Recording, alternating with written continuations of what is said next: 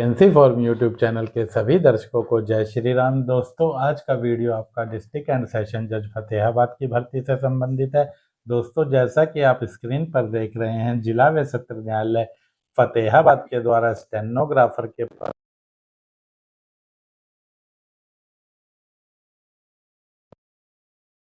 तो यदि आप चैनल पर नए हैं या अभी तक आपने चैनल को सब्सक्राइब नहीं किया है तो चैनल को सब्सक्राइब कर लें और बेल आइकन को ऑल पर सेट कर दें, ताकि जब भी इस चैनल पर कोई भी नया वीडियो आए तो उसका नोटिफिकेशन आप तक पहुंच जाए। पुरुष और महिला कोई भी इस भर्ती के लिए आवेदन कर सकते हैं। ऑल इंडिया बेस पर यह भर्ती आपकी रहने वाली है, किंतु ध्यान रहे यह भर्ती आपकी रेगुलर भर्ती नहीं है। एडहॉक आधार पर आपको यहाँ पर 6 महीने के लिए या फिर जब तक उच्च न्यायालय पंजाब व हरियाणा द्वारा नियमित भर्ती नहीं कर दी जाती तब तक के लिए यहाँ पर आपको फिक्स वेतनमान पर रखा जाएगा। कुल पद 8 रहेंगे। फार्म आपको ऑफलाइन भरकर भेजना होगा। भर्ती सभी आवेदकों के लिए निःशुल्क रहेगी। 8 पदों में से 4 पद सामान्य वर्ग के लिए रहेंगे, जिसमें हरियाणा या किसी भी राज्य के आवेदक अपना आवेदन भेज सकते हैं। 1 पद एससी वर्ग के लिए आरक्षित रहेगा, जो कि हरियाणा से संबंधित है। 1 पद बीसी ए वर्ग हरियाणा वालों के लिए रहेगा।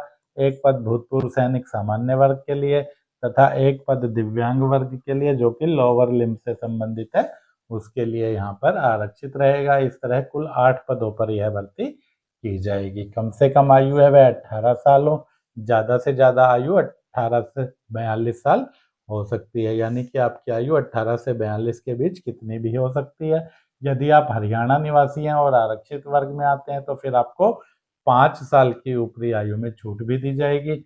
वेतनमान आपका फिक्स रहेगा, जो कि 25,500 रुपया मासिक रहेगा। योग्यता स्नातक पास रहेगी। साथ ही आपको कंप्यूटर का ज्ञान होना चाहिए और अंग्रेजी स्टेनोग्राफी में आपकी गति है वह 80 शब्द प्रति मिनट की भी होनी आवश्यक है। आवेदन शुल्क किसी भी वर्ग के लिए या किसी भी राज्य के लिए नहीं रहेगा। आवेदन पत्र आप अपने गांव या शहर के फार्म विक्रेता, सीएससी सेंटर, ई मित्रा से ले सकते हैं। वीडियो के डिस्क्रिप्शन में लिंक दिया है, वहां से डाउनलोड कर सकते हैं। जिला न्यायालय की वेबसाइट से ले सकते हैं या vacancyforum.com से भी आप इसे डाउनलोड कर सकते हैं। आवेदन या तो आप डाक से भेज सकते हैं या व्यक्तिगत रूप से जाकर भी जिला न्यायालय के पते पर जमा कर सकते हैं। पता आपका रहेगा द डिस्ट्रिक्ट एंड सेशन जज, judicial court complex, Fatehabad, pin code 125050, Haryana. आवेदन के साथ जो आपको डॉक्यूमेंट लगाने हैं वह सभी आपके सेल्फ अटेस्टेड होने चाहिए, जिनमें आपको अपने 10वीं से लेके अंतिम शैक्षिक योग्यता, स्नातक, स्नातकोत्तर, जो भी आपकी योग्यता है वहां तक के सभी सर्टिफिकेट लगाने हैं। हरियाणा निवासी हैं और आरक्षित वर्ग से संबंधित है तो आपको अपना जाति प्रमाण पत्र लगाना है। जो आवेदक सामान्य वर्ग में आवेदन कर रहे हैं, चाहे वे हरियाणा के निवासी हैं चाहे अन्य राज्य के, उनको जाति प्रमाण पत्र की आवश्यकता नहीं रहेगी। एक सेल्फ एड्रेस लिफाफा लगाना है। लिफाफे पर आपको पता ही लिखना है, डाक टिकट लगाने की आपको आवश्यकता नहीं है। सभी आवेदकों को अपने आधार कार्ड की कॉपी लगानी है। इसके अलावा यदि आपके पास कोई कंप्यूटर का प्रमाण पत्र है या स्टेनोग्राफी का सर्टिफिकेट है तो वह आप फार्म के साथ लगाकर भेज सकते हैं। पद से संबंधित कोई अनुभव यानी स्टेनोग्राफी का कोई अनुभव आपके पास है तो अनुभव प्रमाण पत्र की प्रति आप लगाकर भेज सकते हैं। जिस लिफाफे में आप अपना आवेदन डालकर भेज रहे हैं, यानी कि बड़े वाला लिफाफा, उस पर आपको application for the post of stenographer grade 3 English, साथ में जिस भी कैटेगरी में आप आवेदन कर रहे हैं, journal, SC, BCA, ex serviceman journal, जिस भी कैटेगरी में आप आवेदन करें उस कैटेगरी को आपको लिख देना है। आवेदन में आपको किसी भी प्रकार की कोई कटिंग या ओवर राइटिंग नहीं करनी है। परीक्षा की तिथि आपकी जिला न्यायालय की वेबसाइट, जो कि fatehabad.dcode.gov.in है, इस पर अपलोड की जाएगी। किसी भी आवेदक को अलग से कोई भी कॉल लेटर यहाँ पर नहीं भेजा जाएगा। परीक्षा की तिथि आप हमारे टेलीग्राम चैनल से भी ले सकते हैं। टेलीग्राम चैनल से जुड़ने का लिंक इस वीडियो के डिस्क्रिप्शन में है। आप टेलीग्राम चैनल से लिंक के माध्यम से जुड़ सकते हैं।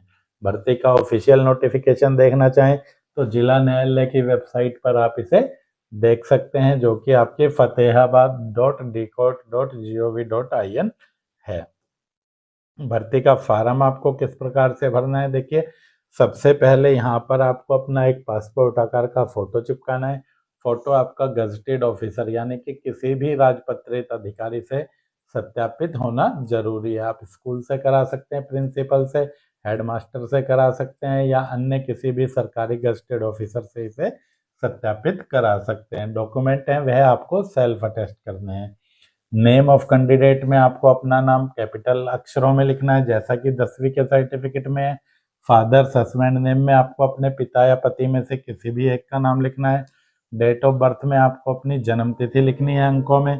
1 जनवरी 2024 को आपकी आयु कितने साल, कितने महीने, कितने दिन हो गई है वह लिख देनी है। पुरुषों को इस कॉलम में मेल लिखना है, महिलाओं को फीमेल लिखना है। नेशनलिटी के कॉलम में सभी आवेदकों को इंडियन ही लिखना है। परमानेंट एड्रेस में आपको अपने स्थायी निवास का पता डाल देना है पिन कोड के साथ। इसी तरह कोरेस्पोंडेंस एड्रेस में आपको अपने पत्राचार का पता पिन कोड के साथ डाल देना है। दोनों पते यदि आपके एक जैसे ही हैं तो दोनों में आप सेम ही पता लिख सकते हैं।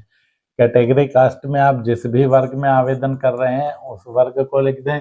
एकेडमिक क्वालिफिकेशन में जो भी आपकी हाईएस्ट योग्यता है उसको आपको लिख देना है।